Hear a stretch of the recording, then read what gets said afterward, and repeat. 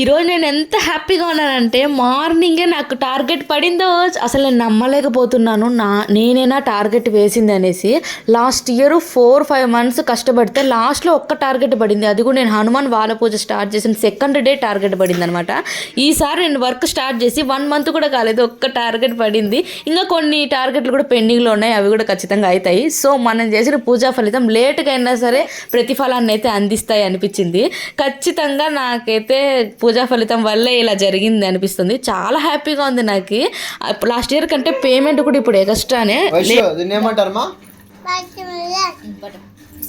మా సారు ఒక్క టార్గెట్ వేస్తే మొబైల్ కూడా ప్రొవైడ్ చేస్తారన్నారు అని చెప్పాను కదా. మొబైల్ అనగానే ఏదో అల్లాటప్ప మొబైల్ ఇస్తారు లేదా సెకండ్ హ్యాండ్ ఇస్తారు, వర్క్ పని జరిగేదానికోసం అనుకున్నాను.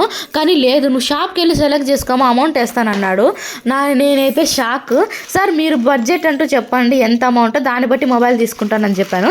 సరే మా నెక్స్ట్ వీక్ ఊరికి వస్తాను, అప్పుడైతే చెప్తాను తీసుకుందిలే అన్నారు. నేను నమ్మలేకపోతున్నాను. మనం చేసిన కష్టం ఎక్కడికి పోదు. స్టార్టింగ్ నుంచి మా సార్ అంటూనే ఉన్నాడు, నువ్వు జెన్యున్గా కష్టపడతావమ్మా, అందుకోసమే వర్క్లో ప్రొవైడ్ చేశాను అనేసి. నమ్మలేకపోయాను. ఆ మాట అన్నప్పుడంతా నువ్వు పని చేస్తావమ్మా అనేసి నాకు ఇంకా ఎక్కువ కష్టపడాలనిపించేది. సో ఈసారి అయితే నిజంగా కష్టం మామూలుగా చేయలేదన్నమాట. దానికి ప్రతిఫలం కూడా పొందాను. ఒక్క లైక్ చేసి సబ్స్క్రైబ్ చేయరు ప్లీజ్.